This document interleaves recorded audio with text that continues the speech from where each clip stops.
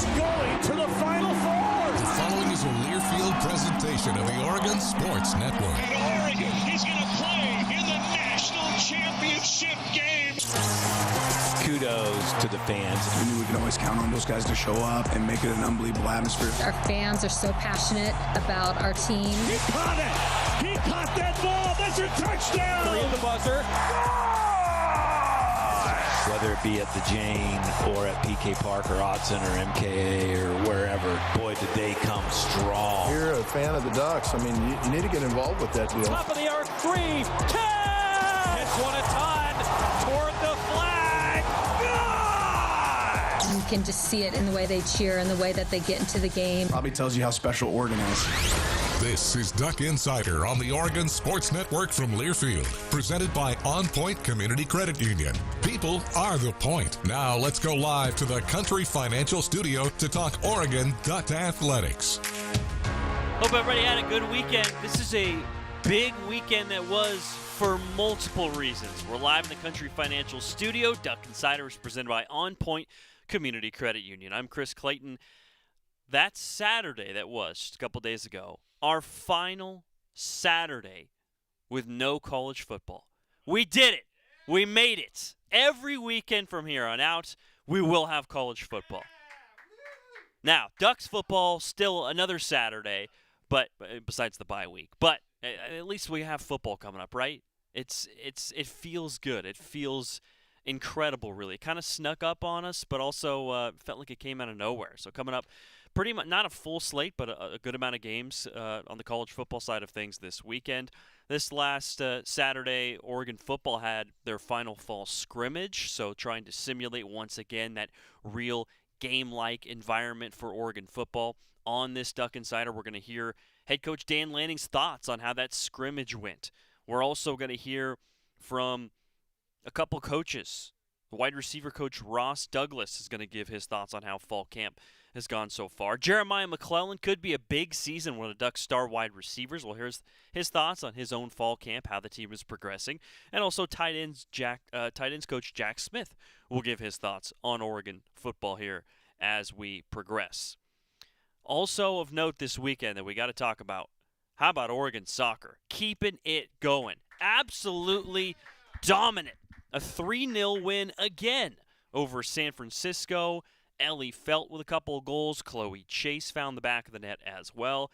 I mean, this Oregon soccer team just absolutely keeping it going. This is the best start now for Oregon soccer in a decade. Through the first 4 matches, 3 wins, 1 draw, 10 goals for Oregon soccer through these first 4 games so far, and they've only allowed 1 goal. That 1 goal was against Santa Clara last week on Thursday, who's an excellent team. I think it's going to be a big year for Santa Clara. The Ducks ended up with a road draw there, not a bad result. San Francisco, not expected to be necessarily a powerhouse this year in the WCC, but a 3-0 win is nothing to scoff at. Really impressive what Tracy Joyner and the Ducks have done, and they'll keep it going later this week. At home again, Thursday, 6 p.m. at Pape Field. The Ducks with a rivalry matchup hosting the Oregon State Beavers. So that'll be a fun one, an opportunity to check out the Ducks there at Pape Field. Last time Oregon played at home against Gonzaga in the home opener, there was a fantastic crowd. So hopefully the people can make it out once again and support this really exciting Ducks team that's already scored 10 goals after scoring 15 all of last year. It is also volleyball game week. So we're getting deeper into fall here now. Not till Friday, but Oregon volleyball making the trek out to Cape Girardeau, Missouri to play Western Kentucky, and then out southeast Missouri, a couple games there. They're going to stay in Missouri because all the way ahead, 8 days from now to Tuesday, the Ducks play a really good Missouri team out of the SEC. So that's going to be a fantastic test for Oregon. Of course, on Friday, Oregon volleyball had that exhibition matchup with Utah, which was a fantastic test. That's a team that head coach Trent Kirsten expects in Utah to be a really good team this year, and Oregon put on a really good showing there. The real thing starts later on this week. And again, this last weekend here, a couple days ago, Saturday, Oregon football with its second fall scrimmage. You can practice all you want. You can't really truly simulate it a game experience, but the closest you can get are these scrimmages that Oregon conducts. They get as close as they can to it being a real game. The coaches are able to learn things about individual players, some of their strengths, some of their weaknesses, what they need to work on. The players learn about themselves. They learn about how they need to sharpen their roles for the upcoming season. So they're really useful. Head coach Dan Lanning spoke to the media after the scrimmage and gave his thoughts on where Oregon stands. Good scrimmage today, some good work. It'll be the last time that we really get a lot of live tackling in practice before we get to a game. Ultimately, guys came out, relatively healthy. So I felt like they did a good job of that. Some really good examples of protecting their teammates and not taking shots that were unnecessary. I say, last scrimmage, I'd say the offense got the better of the defense. I'd say today the defense got the better of the offense. Had some good drives, put together some rhythm, but didn't capitalize, able to finish on those drives. There's some takeaways today. The kicking game was much better today. Rocco did a good job. He was 4 for 4. Gage did a good job. We had good kick locations from our punters. But overall, really good compete and something to build off of once we watch the film. As this camp has gone on and you've had more opportunities to see them in live reps, how have you seen the offensive line's development and starting to identify those guys? Yeah, there's some that have been that have made it more clear with the way that they compete and their consistency, and then there's some that are still continue to figure out who's the best version of them out there. So I think that we need those continued reps. I don't think there's any clear decisions, especially without watching the film, on these are the first 5, or these are the guys that are going to be able to rotate in. We still got to watch that film and assess it. Plenty of time to figure that out. You kind of just touched on it a little bit there, but when do you kind of make that transition of, like in spring ball, you just throw guys in groups and it's all mixed up of experienced new guys. When do you start kind of going, hey, we think these are maybe they get 8 guys in play to play along the offensive line for this season? When do you start making that kind of decision? I think we've already done that. We already have a clear picture of what that looks like. When it becomes more defined and when it's very clear, it's when it makes it easy. But I wouldn't say it's that point yet. Yeah, you mentioned special teams being better this week. How did you see those guys just kind of attack this week to kind of have a better product during the scrimmage after maybe not disappointing, but... Well, they had harder kicks last week, too. I mean, we were taking some long shots, but we had, 3 kicks over 50 today. So I think that was a positive. And then just, kick locations, like I said, with punt, we're better. Our kickoffs, last week we hit one out of bounds. I don't think it's anything that these guys are doing different. Maybe it's a level of focus when they're out there.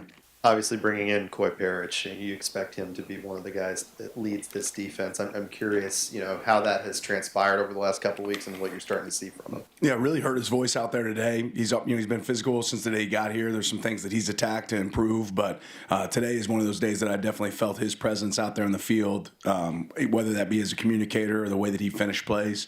And again, it's still going to watch the film. I'm sure there's some things for him to clean up, but he's been a really pleasant surprise for us. Speaking on the communication, how have Jerry and Devin really stepped up in the middle there too at inside linebacker? Yeah, they've done a good job, and I think that's one of those positions where we have, multiple guys that are playing above the line football there that can help us, and those two included. Plenty of different targets for Dante, this season, but one that he's probably building more of a rapport with this fall is Evan Stewart, and he was someone you were excited about at the start of camp. How have these last couple of weeks been for him? Yeah, he's had really good camp. He's played really well. I don't think he got quite as many targets today, but he came up with a really big play in our game on the line period there at the end. I mean, he's done a really good job, and obviously those guys have a unique connection. With 2 weeks left till the regular season, just curious, is game planning starting next week, or what's the future look like for these last 2 weeks of fall camp? Yeah, towards the end of next week, we'll kind of hop into some game plan. We've already done some initial game plan stuff that you do in the summer, but we'll have some normal practices throughout this week. It's still going to be more about Oregon than anybody else. And then obviously once we get into the game week, it'll transition to our opponent. What's the process and I guess the difficulty of getting a guy like Evan and Gatlin, 2 guys who haven't played a football game in over a year, that rust off and getting them ready to go for the first week? What's that process been like? Yeah, making practice as much as possible like a game, right? Recreating those moments. And today was like that. We split into a combat group, a Fighting Ducks group. We had teams, special teams operated as if it was a game. So a lot of that operation today was to help create that. So those guys have had a lot of snaps in practice, and those have to qualify. Obviously, you have to watch the film, but seeing that you thought the defense was a little more dominant today than it was in the prior scrimmage. What were some of the maybe examples of that stood out to you the most? Yeah, third down stops, red area stops. I thought they attacked the ball well. There were some balls that we were able to get out, and they've done, again, I said that last time, they've done a really good job of attacking the ball, but those are the things that kind of stuck out to me. I think we still got to get better against the run based on what I saw today, but again, I have to watch the film to assess it. One of the local guys along the offensive line, Trent Ferguson, had sort of a unique journey in football. I'm wondering if you can speak to the process of obviously identifying him and then eventually him getting here. Yeah, maybe the first film I saw was him playing lacrosse, which is, interesting because he's a huge guy. But I'll say this, Trent has an unbelievable work ethic. He puts in the time. He spends a lot of effort, and he's one of those guys that's been big for a long time and now he's really growing into his body. He can move people up front. He's had a good fall camp. Your thoughts just on guys coming from the NFL back to college? I know you guys aren't really interested in the 5-for-5, but just the state of college athletics right now from every sport, just seems like who's eligible? You don't really know. What's your feelings on the? Yeah, I mean, I think there's a lot of negatives that are involved around this. One, once you go to the NFL, to me, you're in the NFL. You don't get the opportunity to come back. Two, most of us have built our rosters, and you have a limited roster limit now. So if you invited somebody back to your team, that means you're kicking somebody else off your team, right, to match your roster limits. I don't think that's fair to the players that worked all summer, all spring, and put themselves in position to be ready to work for a team. To have somebody come back. But ultimately, it used to be once you had an agent or once you went and did the combine or once you went to all those things qualified as you are no longer an amateur, you're a professional now once you declare for the draft. So to let any of those players come back, fair or unfair to them, it's unfair to the sport. And I think it's unfair to the players that are on current teams, for those guys to be coming back. You mentioned the first scrimmage, you were grading it based on accountability and capability. I'm curious, you mentioned that this might be the last time you guys see tackling before an in-game experience. Do you grade this scrimmage differently than you graded scrimmage 1, especially with it being the last time you're going to see tackling? It'll be graded the same way. No change there. And we'll still have some tackling drills and things that we do. You have to do that every single day in practice. But as far as tackling guys to the ground, there's something to be said for who can get guys down, who can break tackles. And in moments like this, I think that shows up a little bit more. But it'll be graded very similar to how we graded the first scrimmage. Does the quality and the experience on that defensive line make it harder to evaluate, young offensive linemen or perhaps guys working their way into the offensive line rotation, or does it make it easier because you're seeing who can hang with those guys? Yeah, I think it makes it clear, what's the standard is. And it doesn't matter who lines up against us. We're going to go against some really good D-lines this year. And we want it to be harder in practice than it is in the game. So if that's a challenge, that's a positive. And then there's an expectation for what the D-line should look like, play in and play out, if they are what they say they are. Yeah, it's interesting to think about as Oregon head coach Dan Lanning goes over his perception of the fall scrimmage, the second fall scrimmage, and also just, sharpening iron day to day. You think about these guys, some of these Ducks players that maybe some days are like, I didn't have my best day of practice, or maybe a coach thinks they didn't have their best day of practice, and then all of a sudden you get in the game and they're like, wow, they're dominating. Well, that's because they weren't going against Mateo Uiagalelei or Amari Washington or some of these star players. When you're going against professional caliber players every single day, and I'm not saying Oregon, game to game, there's going to be tough opponents. But, going up against practice against world-class level teammates, that's going to get you ready for game day, which now is coming up soon here, just a couple weeks away for Oregon football. We'll hear more from the Ducks when we come back. Wide receiver coach Ross Douglas breaking down his really talented group next on the Oregon Sports Network from Learfield. As a local community credit union founded by teachers, OnPoint is committed to supporting the students and faculty at the University of Oregon. And on game day, we're right there with you, on the field, in the bleachers, and in the classrooms. Drop by one of your local branches today and discover the many ways OnPoint can help support your financial well-being. OnPoint Community Credit Union. People are the point. Federally insured by NCUA. Equal housing opportunity. We know you turn to the Duck Store for all your game day needs, and for students at the University of Oregon, it's even more. Class supplies, jobs, a seat on our board, a place to take a quick coffee break. Because we're your student-first, non-profit college store, every purchase you make directly supports the very community we serve. From working at our counters to studying in the classroom, from directing our stores to cheering in the stands, the people we serve, the students, are the very people who are the Duck Store. Duck Insider continues after this timeout on the Oregon Sports Network from Learfield. I just got a text asking me to approve a bank transfer I didn't make. I bet you get messages like this too.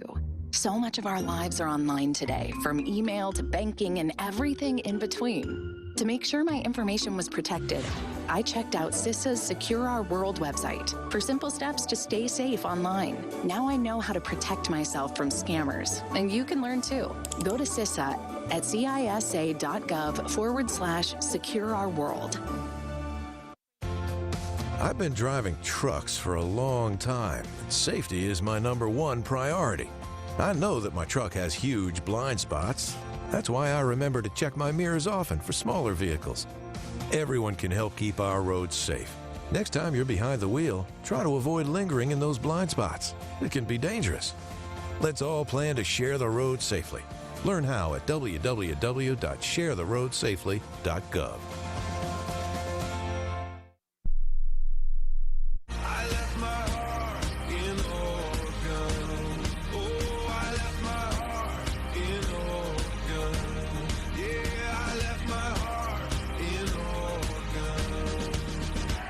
Continuing on our breakdown of Oregon football fall camp and their second fall scrimmage on Saturday. This is Duck Insider presented by OnPoint Community Credit Union. We're live from the Country Financial Studio.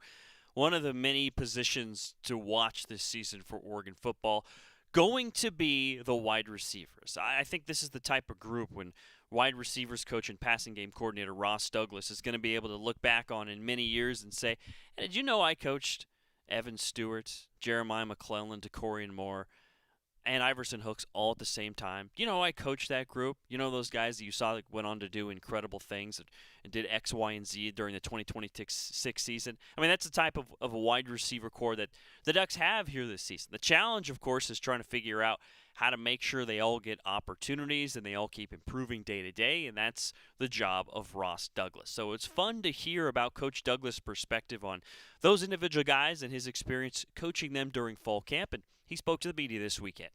A lot of talk in the spring and a little bit at the beginning of fall about Evan and kind of the progress and how focused he was. Have you seen that throughout fall camp now and kind of the leadership of him taking advantage of this last season? Definitely seen it continue. You know, it's been like that ever since he decided to come back and all that since January. So he's had a great attitude, great mentality. He's been a really good leader for our guys in the room. So now it's a pleasure to work with him every day. Maybe a similar question about DeCorian. You know, what has he shown in his full year of development here, and you know, what sort of expectations do you have for him this season? My expectation of DeCorian is just for him to be the best version of himself. You know, he's more comfortable in our offense and more comfortable in Oregon, and you can just start to see him just have a better understanding of what we're trying to do offensively and just what it kind of takes to be a really good football player. So it's been great to see him continue to progress like that, and his attitude has been great. So it's been a pleasure to work with him. Coach, has anyone emerged as a true #1 in your mind, or do you feel like you have multiple #1s, or is that even a thing to worry about? I don't really worry about that, you know, whether who's 1, who's 2, who's 5, it don't really matter. I think we have a collection of really good guys who could play winning football for us, so anyone could be the #1 in that moment. It's just whoever has a hot hand at that time. Maybe it's dictated by defense. Maybe they're taking away a certain player and another guy, kind of that's his day, but I don't think we necessarily need to have a true #1. I think we have a collection of guys who could hurt you in multiple ways. Jeremiah started low on the depth chart and just gradually worked his way up and turned into a stud for you guys late in the year. Just what's that next step for him at the receiver position, and just kind of where have you seen his development go in the last 6 months? Yeah, no, I think experience is your best teacher. You know, he had over 500 snaps last year, and he's a redshirt freshman. Now he's going into his third year, so he has a lot of great football experience. When he played a lot for us in the playoffs, he played big for us down the stretch, and it's kind of carried over momentum into how he, you know, practiced in the winter when it was winter conditioning, how he practiced in spring ball, and how he's practicing now in fall camp. So he's just a guy who's still ascending. He's getting better every single day. So I'm just excited to continue to see what year 3 looks like. What's been your process when you have 4 or 5 freshmen or newcomers in your program that you kind of have to get brought along, and kind of, you think at this point they're close to game ready, quote unquote, in terms of just the true freshmen and I guess redshirt? No, good question. I think you learn by doing, and I believe in forging people through the fire. And here at Oregon, you know, we stacked really good recruiting classes. Our defensive backfield is very good. You know, our corners, our nickels, and our safeties, we have really good coaches on that side, whether it's Coach Wadu, Coach Hampton, Coach JR, Coach Aubrey Pleasant, whoever's working, everyone who's worked with the defensive backfield. So our young guys get to go against some of the best players in the country. So you can't ask. Football is one of the only few games. It's not basketball where you play 82 games. It's not the MLB where you play 162. So you're going to practice way more than you play. So just the opportunity for them to practice against the good players that we have is definitely expedited their growth, and they're getting close to game ready. Sticking with the young guys, can you give us just some insight into what Jalen's been like and what Gatlin's been like and how their development is coming along? I think the development, they're right on cue, right where they need to be. They're getting better every single day. Gatlin got here in the spring, and ever since he stepped foot on campus, he's gotten better every single day, and that's all you could ask for. And Jalen, he got here a little late, so the developmental curve is a little different because, Gatlin, he was in all the walkthroughs and the installs and did spring practice, and Jalen didn't. But Jalen, he's came here, he's gotten a lot more comfortable as training camp went on.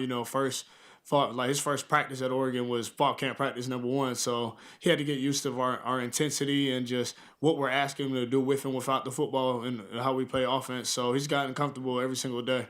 Some injuries last year led to more 2 tight end sets. Do you feel like maybe there's more depth this year to absorb injuries, or are you still trying to work that out? Football is a funny game. Whatever best 11 players that help us win football games and score points, that's what will be out there. So whatever collection of 5 skilled players, we have a lot of capable people, not just in my room, but running backs and tight ends. So whatever collection of skilled players on the field at the same time, we know to uphold the standard of what it's like to be a starter and to execute and do your job and score a lot of points here for Oregon.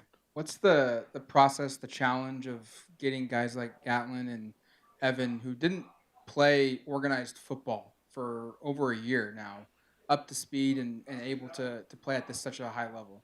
No, that's a great question. I'll talk about Gatlin. So Gatlin, I know he was on a mission. He didn't play football for 2 years. So going through spring, it's just like, okay, I got to get used to my body moving like this again. I got to get used to this hard transition. I got to get used to feeling contact when I catch the football. So there were some growing pains in it, but again, you learn experience is your best teacher, and you get better at playing football by playing football. So we got a ton of reps here in practice, and he's just kind of embraced that.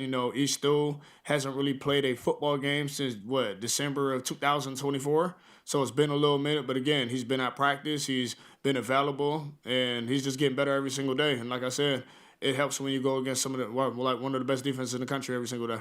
When you're thinking big picture about the size of a rotation, do you think of I need 6 players that are playable? Do you think in those terms? And if you do, maybe can you share what your kind of aim is for how many players you think you want to have in your rotation this year?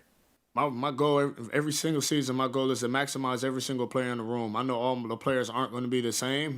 They're all different shapes and sizes, but you want to maximize each player individually. So I've always came into a season like, how many players can I get game ready as possible? So if that's 3, then it's 3. If it's 6, then it's 6. If it's 7, then it's 7. But I want to maximize every single kid in that room, and if they can play winning football for us, they'll be out there for us. Yeah, Gatlin comes from a family of athletes, and his brother's obviously here on campus as a decathlon champion. Do you see that sort of athleticism from him? Oh, yeah, absolutely. Every single day in practice. I mean, he's big, he's fast, he can jump. I mean, there's not much he can't do athletically. So, you definitely see it every single day. He's one of the best athletes on our team, and, he's in really good condition, so he could uphold that athleticism for a very long time and repeat those efforts. So it's incredible to see. What do you hope to see translate from scrimmage 1 to scrimmage 2, and what are you evaluating beyond just the simple catches and yards, touchdowns? What are the things that you're looking for to show up that maybe don't show up in a box score? Exactly what you said, things that don't show up in the box score. So everyone will see the catches, the yards, the touchdowns, the drops, whatever negative plays are, but we're trying to eliminate bad football every day. So we just want to get better from scrimmage 1 to scrimmage 2. So how selfless can we be? A lot of times I did a study with my guys 2 years ago. Jamar Chase, he won a Triple Crown, so he led the NFL in catches, yards, touchdowns, and all that. He had 1,100 snaps and 183 targets, so 83% of the time he played, he didn't have the football. So that's a big monster in our room. What impact are you making on the field when you do not have the football? What is your impact in the run game? What is your impact on a route that you might have to run to get somebody else open? So just trying to build those habits right now and just really make us a selfless room, and so we could become one of the most dependable units on the offense. Curious on what Iverson has shown since getting here in the spring, and then I guess what his fit in the offense. Is he exclusively a slot? Do you even think about players being one of the 3 receiver spots? Is that something? And I guess if that is the case, where does he fit? No, great. I'll answer a strap. He's gotten better every single day since he's been here. He transferred over from UAB, and No, a little bit, again, like, it's different here at Oregon than it is at other institutions. So just the intensity in which how we practice, the level of player you're going against in practice, the habits necessary needed to get through one of our practices and to thrive through one of our practice. I think he's learned that along the way, and you've definitely seen improvement since spring practice number 1 to fall camp practice number 13. So you've seen a lot of improvement, but I look at wide receivers like wide receivers are a skill position, so I don't want to pigeonhole anybody into, okay, this is a slot guy, this is an outside guy. So I think Strap has a multifaceted skill set. He's really quick, he's really explosive, so that could work on the outside because he could release off the line of scrimmage. That could work on the slot on, short, intermediate, and deep routes. But I don't want to box any of our wide receivers into just one position because I would be doing an injustice to them as football players. A wealth of weapons on the outside this year. Ross Douglas, the receivers coach and passing game coordinator for Oregon football. And it's just great to hear him be able to break down each of those guys individually, what they bring to the table. And it's also fun to hear him talk about, hey, he doesn't want to pigeonhole these guys into one spot. They can play all over the field, and that's what's going to keep defenses off balance. These guys are weapons that can be used in a lot of different ways. Iverson Hooks, for example, played quarterback in high school. So you want to pull out a trick play, that's an option there. So in terms of defensively keying in on one wide receiver, I don't think that's going to be really an option for a whole lot of defenses this year. And we could see some creativity from the Ducks as well. Going to be a fun season here at Autzen Stadium and on the gridiron, which is now really close. Coming up just one more Saturday without Ducks football before Oregon returns September 5th against Boise State. Our discussion continues. Wide receiver again when we come back. One of the stars of that group, Jeremiah McClellan, giving his thoughts next on Duck Insider on the Oregon Sports Network from Learfield. With a new Toyota from Toyota's National Sales Event, you can turn your end-of-summer scaries into end-of-summer woes. Pack a picnic into a 4Runner and hit up a stunning mountain vista. Whoa! Haul a bouncy castle in a Tundra. Whoa! I'm king of the castle! Or take a BZ to an amusement park with friends. Keep your woes going this summer in a new Toyota. Event ends August 31st. Dealer inventory may vary. See your participating Toyota dealer for details. Toyota, let's go places. As a local community credit union founded by teachers, OnPoint is committed to supporting the students and faculty at the University of Oregon. And on game day, we're right there with you, on the field, in the bleachers, and in the classrooms. Drop by one of your local branches today and discover the many ways OnPoint can help support your financial well-being. OnPoint Community Credit Union. People are the point. Federally insured by NCUA. Equal housing opportunity. Duck Insider continues after this timeout on the Oregon Sports Network from Learfield. There's danger out there. It lurks on highways and quiet neighborhood streets. It's more likely to kill you than a shark, and more terrifying than the biggest snake. Distracted driving claims lives every day. Every notification, swipe, social post, video, or selfie while driving risks your life. So while you might think public speaking or the zombie apocalypse is scary, what's really terrifying and even deadly is distracted driving. Eyes forward, don't drive distracted. Brought to you by NHTSA and the Ad Council. How serious is youth vaping? Irreversible lung damage serious. 1 in 10 kids vape serious, which warrants a serious conversation from a serious parental figure like yourself. Not the seriously know-it-all sports dad or the seriously smart podcaster. It requires a serious conversation that is best had by you. No, seriously, the best person to talk to your child about vaping is you. To start the conversation, visit talkaboutvaping.org. Brought to you by the American Lung Association and the Ad Council.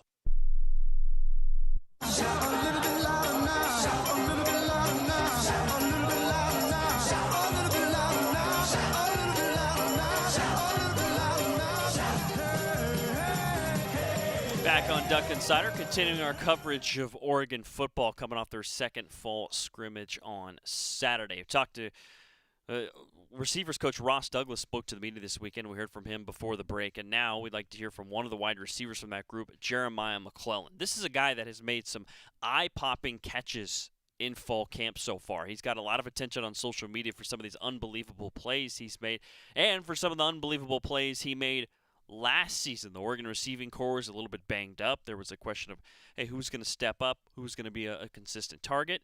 Jeremiah McClellan turned out to be a consistent target. So with all the excitement of DeCorian Moore coming back and Evan Stewart and Iverson Hooks and everything, don't forget about J-Mac. This is a guy that was a highly touted recruit out of high school.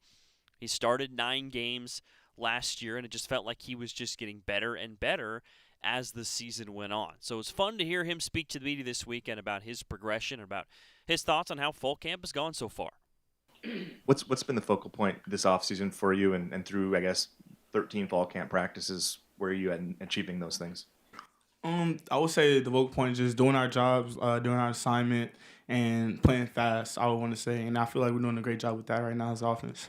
Last year at this time, you didn't really know what your role was going to be coming into the season. This year, do you feel like you're in position to be the number 1 receiver, or is there maybe not going to truly be a number 1?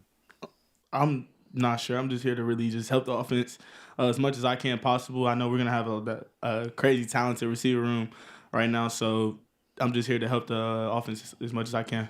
You just mentioned a super talented, receiver room. What's it like competing against that, going against those guys in practice every day, and how difficult is it to kind of carve out your role in a room that is so talented? I would say the most exciting part about being in a talented room like this is just being able. You have to bring your A game every single day. You have to come out here and compete every single day. Every day is going to be a game. So you just got to come out here and compete every day. You can pick up things from everybody in the receiver room. Like Stu, I pick up a lot of things from Stu, DeCorian. Like we just help each other out so in so many different ways. And you have so many different coaches in the room that see and help critique you in different ways to help you get to where you want to be at. So I would say it's a great thing right now in the room. You guys obviously had a lot of talent at the room last year. Just injuries hurt that being available. How does the addition of Evan change the dynamic of what you guys can do? Because a lot of you guys are back from that team. I would say having Evan back out there is amazing. Evan's a game changer. So just having him back out there and having him back out there with me and Tay and Corey is amazing. A lot of first year guys in your room this year. I think they're 4 freshmen. What do you see from those guys, and what's been maybe your process and some of these other veterans to kind of make sure they're coming along the right way? I would say they're growing a lot. Hudson Lewis is doing a great job. He's had an amazing fall camp this fall camp, and he's been doing good. Jalen Lott, he got here in the summertime. He's picked up the offense really well. Messiah Hampton's doing an excellent job too. He had an amazing transition from spring till now. So it's just everybody in the room is having a great fall camp. So I'm just excited to see how it plays out this year. One, is Gatlin Bear really that fast? And Yes. 2, yes. Yes, 24 miles an hour. He's a speed demon for sure.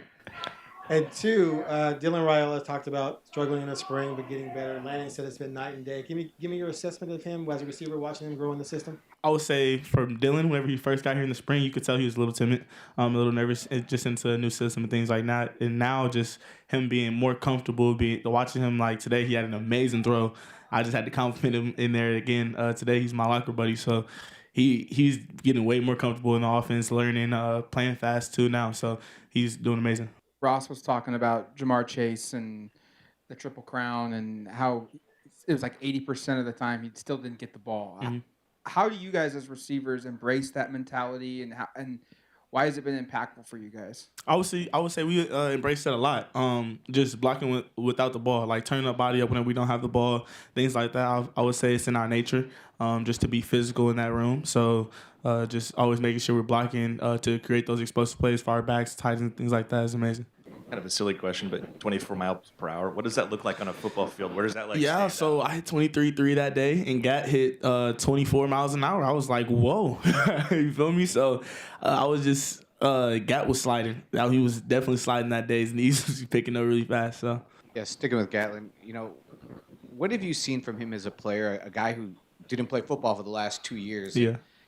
Could you tell early on that he hadn't played football in 2 years, and kind of where is he now from when he joined the team? I would say early on you could tell he was still like getting back into it and things like that. He hasn't like really been playing football. Now he's playing football. Like now he's more of, like he's being more of a football player. He's starting to like really, offense is starting to slow down for him. He's starting to know what he's doing on different, like all of his assignments and things like that now. So he's really growing right now, and he has to just keep growing. It's fun to hear from guys like Jeremiah McClellan and these other Oregon receivers. That's a question they often get. It's how do you stand out in this room? The reality is all these guys want targets. They want the ball. They want to be on the field as much as possible. So it's how do you separate yourself from the others? But you continue to hear that theme and that answer. These guys saying, well, I take it as a fun challenge. It's fun to be around greatness. It's fun to have teammates and those brothers around you that are great players that have bright futures because it makes you better. And so it's fun to hear, and look, they're interviews, so they want to say the right things, but it seems like that's a common theme that these players are living by, that they embrace the idea that maybe they won't have as much targets here as if they were somewhere else where they were the clear number one receiver. Because reality is Oregon might have 4 number one caliber wide receivers.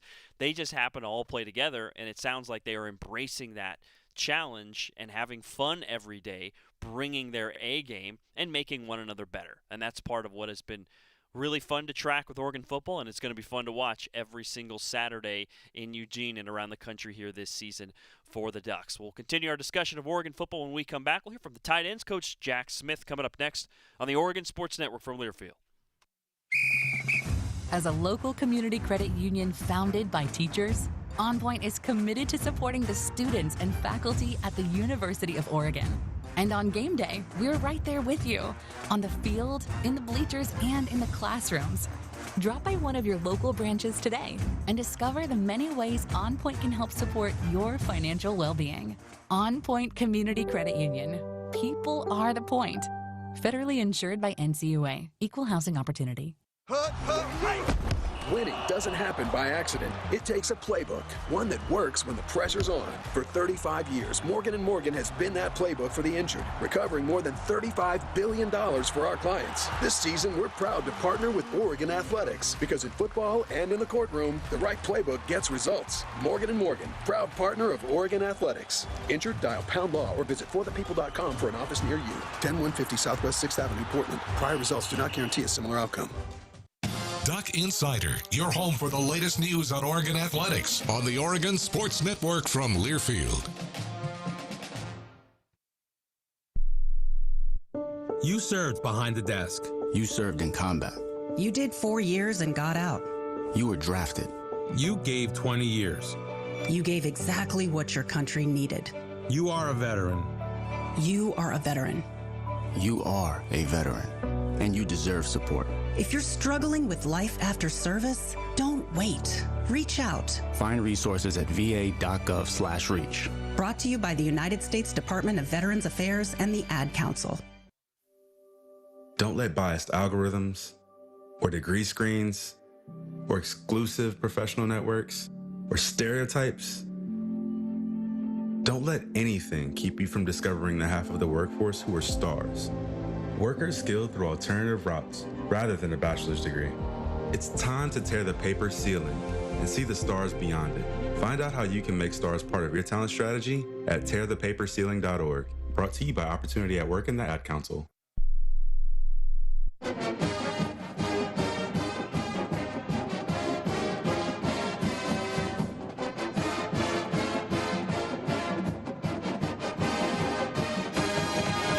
Last year, tight end coach for Oregon was Drew Maringer. This year, Coach Maringer is the offensive coordinator. The new tight end coach for the Ducks this year is Jack Smith. Coach Smith has kind of an interesting background. He played at Arizona State. He's a guy with a very accomplished resume on the football field. Actually, was reading up on him going back to college in his playing days. He was a bit of an entrepreneur. This is a guy that worked with his brother on a production company that worked with creative sports marketing. And he also co-founded a social app called AdMe that he developed with his classmates, which won an award and got some funding from the University of Miami, Ohio. So Jack Smith has a kind of a businessman, entrepreneurial background, and now he's on the football field as a tight ends coach for Oregon. And this is another coach that has got to be having fun coaching the talent that the Ducks have at the tight end position. Jamari Johnson obviously headlining that group.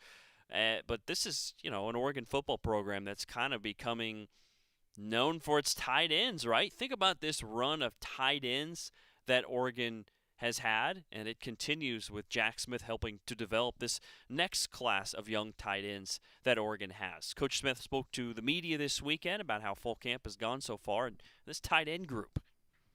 Hey, Jack, just curious on your thoughts on, I guess, the tight end room behind Jamari and kind of what competition you've seen brewing there in fall. Yeah, I mean, we've gotten a lot better since guys have gotten here. We ask our dudes to do a lot within our system, and just seeing the growth that's happened in that room of all those guys has really been impressive to watch. This is our first time getting an opportunity to talk to you. I think this is your first time having a room here at Oregon. Just kind of what's that process been like for you and just your journey to get to this opportunity? Well, one, I feel blessed, to tell you that much. I've had the opportunity to learn under some great coaches. Obviously, Coach Lanning, having the chance to shadow Coach Stein for about 3 years, working in the running back room under Coach Samples, being with Coach Douglas. I've taken so much of the knowledge I've gotten from those guys, and football's football at the end of the day. And for us to put it together, what I love is that I'm in a situation. We're all in situations where we all coach each other's dudes. Like, it's a team deal, and it's really been a good time. Yeah, I know you're with tight ends now, but you've had a chance through your career here to bounce from different position group to position group. And I'm just curious what your thoughts are on the offense as a whole right now, and how good could this offense be? Yeah, I think our offense as a whole I always describe it as the Oregon offense. This is what we've been doing, kind of since we've been here. We got the answers to everything, and it's really been fun to learn under a system like this, and obviously now get to teach it. So at the end of the day, like I said, football is football. Like, we're going to go out there, and it's our job to just execute those plays. Marcus said during media day that he felt pretty confident as a blocker right now, especially after playing defensive ends. That taught him a little bit, different perspective. But he was trying to really work on his abilities as a receiver. Can you sort of give an evaluation of where he sits in both skill sets? Yeah, Marcus has done such a good job of, like you said, attacking his strengths and also attacking his weaknesses. And the growth that he's made since he's been here in both facets has really been fun to watch. Having put on a lot of hats, coached a lot of different position groups, what's unique about tight end? What was the process of getting comfortable working with a different group, and kind of were you excited by the opportunity you were given when this was offered to you? Yeah, I was juiced up when I got the phone call, and like you said, working with all the other positions. To me, tight end in a sense is really the second quarterback. We ask our guys to do a lot, whether it's pass pro, run blocking, routes, screen timing, all that stuff. And again, credit to the people that I learned under, and having the opportunity to do that, to be able to apply their teachings in my world, maybe put a spin on something else. And then the beauty for me is having somebody like Coach Maringer as the offensive coordinator who's been doing it. So if there's ever a question that arises, I have the opportunity to go talk to the old tight ends coach. So it's really been fun. How has Kendre kind of handled the last 6-7 months of just football? Sounds like Dan Lanning, when he got here in the spring, was kind of like, football first. We'll see if basketball helps you down the road, but a lot of focus on football right now. How's that kind of helped him? Because he hasn't done that for a while. He's been both a basketball and a football player for his entire high school career. Yeah, what I love about Kendre is he's a competitor. He enjoys to compete, whether it's playing me in horse, which he hasn't beat me in. I hope that gets out. Let him know a little bit. No. Hey, I'm a white guy from Indiana. I can shoot a little bit. But no, he's done a great job. Obviously, for any freshman, there's always a transition period of it becoming almost like a job in a sense nowadays. But he's really taken to that challenge. And again, just seeing where he was, 4 or 5 months ago to where he is now has really been a pleasure to watch. Yeah, Matt beat me to the question, but sticking with Kendre, can you see him playing a significant role this season? I think we're still in fall camp, and guys still have things that they need to prove. Jamari's still got to go out and prove it every day himself, So I think time will tell on that, and as we get closer, those decisions will be made. But as of right now, we're going into scrimmage 2 tomorrow. Olish, how's he doing transferring in from Penn State and adapting to the system? Yeah, again, he's just another kid that loves football. And it's been fun for me to see him learn a new scheme coming from college. We had another college where he has a whole other scheme, and now learning ours. I think he's taken awesome leaps from the mental side of things in terms of the playbook itself. And then, like you said, his ability to run around and really also made leaps in the run game as well, which has been fun to watch. I wanted to ask you about Jamari and what kind of advantage you think it was from last year to be working besides maybe the best tight end in the country, with him now having the goal of being himself the best tight end this year. How much do you think working with Kenyon a year ago helped, and kind of where have you seen him maybe advance as this is kind of his position group now? You know, not being in that room fully last year is kind of hard for me to answer that one in terms of a specific basis. But one thing that I feel like I've felt from Jamari that's been absolutely awesome to see is his leadership. And his leadership style of how he goes about things. He's the same guy every day. He has a standard that's been set before him, right? Before me. You know, this goes back, the tight end success at Oregon's been the tight end success. And to see him carry that on in terms of the leadership aspect of it has really been fun for me to watch and, you know, get to talk about too at times. What are you hoping to see from your position group on Saturday in the scrimmage, the improvements from scrimmage 1 to scrimmage 2, and then collectively as a unit offensively, that same question, what are the jumps you want to see? Yeah, you know, I think what I would love to see is just clean football. That's been something that we've said around here for the last couple of years is just play clean. And that's always what you want to do in these scrimmages, play clean, come out healthy. Obviously, we want to have explosive plays, as many as we can, and touchdowns in my room, as well as the whole offense. So really, I hope that we go out there and there's good back and forth for the entire team standpoint. But it boils down in my mind to us just playing clean, doing our job, and executing. I think Jamari and AJ were kind of the only two returners. What was it like kind of integrating 3 new players that are coming from different programs or from high school, and kind of have you seen that progress to play out this fall? Yeah, it's a good question because that's something, again, so I'm a coach's kid and I have the luxury of being able to kind of lean on my pops for some things. And, you know, one thing I was always on my mind early on, to your point, is with new guys, they got to learn the basics. And then Jamari and AJ, they've been here and they're at a little bit different level in the start. And utilizing them to then teach. Like, I want them to teach in the meetings. I want them to be the ones coaching on the sidelines at times.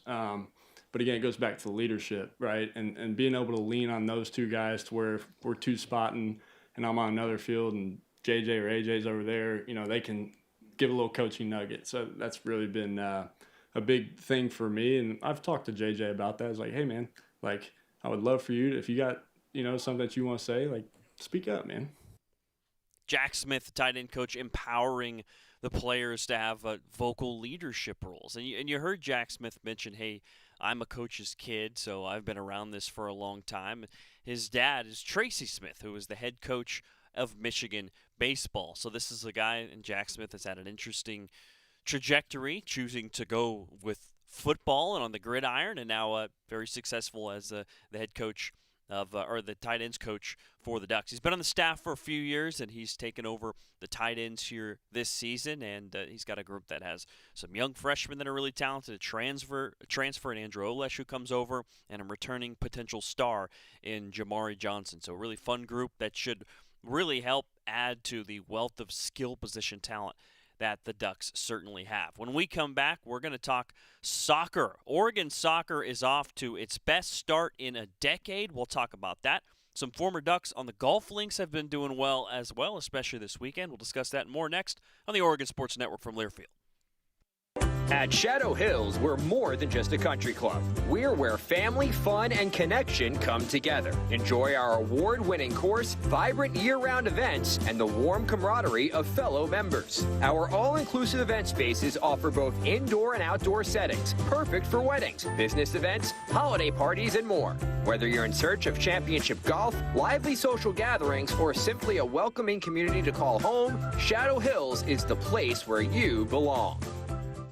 Hey, Duck fans, at Country Financial, they make insurance easy. Whether you're shopping for home, auto, or more, their representatives will take the time to understand your specific needs and explain what options work best for you. Worry less and feel more confident knowing you're covered. Visit countryfinancial.com to get started today. Experience more with Country Financial. Auto and home insurance policies issued by Country Mutual Insurance Company, Country Preferred Insurance Company, and Country Casualty Insurance Company, Bloomington, Illinois.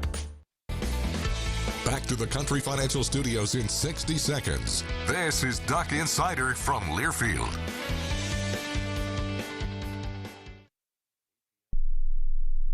Plan on flying? It's time to upgrade to a Real ID. Because in order to board domestic flights, your driver's license or state-issued ID must be a Real ID, or you'll need another acceptable form of identification. So don't wait. Find out how to get your Real ID at tsa.gov/Real ID. That's tsa.gov/Real ID. Or visit your local DMV. And then you'll be cleared for takeoff. Don't you wish your life came with a warning app? Stop. That dog does not want to be petted. A heads up before something bad happens. You should not send that text. Uh-oh. Life doesn't always give you time to change the outcome, but prediabetes does. With early diagnosis and a few healthy changes, you can reverse prediabetes and prevent or delay type 2 diabetes. To learn your risk, take the 1-minute test today at doihaveprediabetes.org. Brought to you by the Ad Council and its prediabetes awareness partners. I'm coming home to the place that I remember. Back to the land of my first love. Would you spread wide your arms for this wayward son? I left my heart in You know, we try to check the viewers, the comment section, the viewers as they're watching this Duck Insider or listening or whatever they may be doing. But shout out to Cindy on Facebook. She mentioned earlier, hey, congratulations to Wyndham Clark and to Kiara Romero. And thank you for bringing that up. You're right. I plan on talking about it, and now we will talk about it. How about the big accomplishment? First of all, we'll start here. Wyndham Clark, the former Duck, BMW Championship. His 6th PGA Tour victory, and it has been a big year for Clark, one of the rising stars on the tour. He is a legitimate PGA Tour Player of the Year candidate here this year, and a BMW Championship, nothing to scoff at, just racking him up as his career progresses and just adding to the prestige of the Oregon golf program as they have some of their former Ducks that are now pros going on and doing big things. Somebody that was more recently a Duck. How about Kiara Romero? Her first LPGA event this weekend, finished 5 under, a top 25 finish for her at the CPKC Women's Open. So Kiara Romero, with a star-studded career at Oregon, got a lot of attention as one of the top amateurs in the world, and going on to the LPGA Tour and already off to a fantastic start. I think as the years go on, we're going to have graphics and discussions like that about what Kiara Romero is also going to be winning and what she's going to be accomplishing as a big, phenomenal representative of Derek Radley in the Oregon golf program, and going to be doing some big things along with Wyndham Clark as well. So always fun to highlight those former Ducks and what they were able to do on the big stage. It is Monday today, so we're still looking back on what happened this weekend. Specifically, yesterday, Oregon soccer dominant again. We touched on it earlier, but let's go a little bit deeper. A 3-0 victory at San Francisco. This is part of a road trip that stretched all the way back to last Thursday when Oregon played at Santa Clara. They stayed on the road, played at San Francisco. So sometimes when you play on a Sunday and you've been on the road for that long, it can be hard to muster up the energy and the intensity necessary. I think it says a lot about this Ducks team that they were absolutely dominant in this win over San Francisco. Oregon outshot the Dons 24-2. No saves necessary for Oregon. Neither of those were on frame. Just sheer dominance from Oregon, 14-1 in the first half in terms of shots. And, this has just been the story this season so far for this Ducks team. Last year, a big point of discussion for Oregon, of course, was not whether or not they could contain opponents. They were keeping opponents off the board. They were pretty much middle of the pack in the tough Big Ten in terms of goals allowed. It was a matter of scoring enough goals. They had some key players obviously hurt. 111 career combined starts out with injury last season. This year a bit more healthy. They bring in some talented freshmen and some transfers, and the returners come back more healthy. And this 3-goal performance that Oregon had yesterday against San Francisco, I think this is something that you're going to continue to see often. That is now 10 goals through 4 games this year for Oregon soccer. They scored 15 goals the entire season last year. I mean, that right there tells a big story. Oregon's going to play tougher and tougher opponents, of course, as the year goes on. But, this is who this team is. They can score, and they have a lot more talent, and this is a Ducks team that's off to its best start in a decade. Oregon through 4 matches, 3 wins, 1 draw. That's its best start since 2016. That game yesterday, Ellie Felt, a newcomer from Nebraska, where she transferred over. She had her first 2 goals, a brace for Felt, after she scored 1 goal all of last year for Nebraska as a freshman. Felt with a really nice goal after a free kick, both of her goals unassisted in the first half. Chloe Chase stepped up, scored a goal off a Logan Russo assist. And it was good to see Chase score a goal. 29th career game for Chase as a Duck. And after playing just 8 games last year, she finally gets her first career goal. Kind of interesting for Oregon is how they handled the keeper situation. Kaylee Kimball got her first start, played 66 minutes. Gia Kiesling came in, played 24 minutes. So all 3 keepers for Oregon, including Gray Wilson, are seeing time so far this year. Talking to Tracy Joyner, it sounds like this might be something that continues, that we see Oregon rotate through these 3 keepers as the year goes on. But another positive to this victory is Oregon got to play 22 players. Coach Joyner said, getting to play so deep into our roster is a huge benefit. We handled business, and we were all rewarded. It was a great team effort. So you see more and more players score, getting in the point column, and more players getting experience on the pitch, which makes things even more fun. And Oregon now with 6 different players that have scored goals this year. 8 different players have recorded points this year. Looking ahead, Thursday, rivalry matchup with the Beavs, 6 p.m. at Pape Field. Oregon hasn't beat Oregon State actually since the COVID season, the spring of 2021. Oregon lost to Oregon State in 23, tied in 22 and 21, so didn't lose those 2 years. But they also haven't played Oregon State the last 2 years. I bring that up because that means something. You want to get that in-state win, and that game on Thursday I think is going to be really fun. Duck fans going to need to go out to Pape Field because there's going to be fans there from Corvallis and supporters. So they're going to need Duck fans to fill up Pape Field Thursday at 6 p.m. Trent Kirsten and the Ducks, game week as well. That's not until Friday. We'll go more into that as the week progresses. Volleyball assistant coach Sarah Spivog joins Joey Mack tomorrow, along with Lisa Peterson on Athletic Director Tuesday. I'm Chris Clayton. Again, Joey Mack is back tomorrow for Duck Insider. Let's have a great Monday.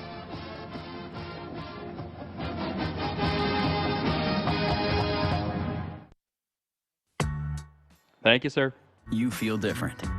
You think different, you talk different, you draw different, you listen to music different, but you probably knew that.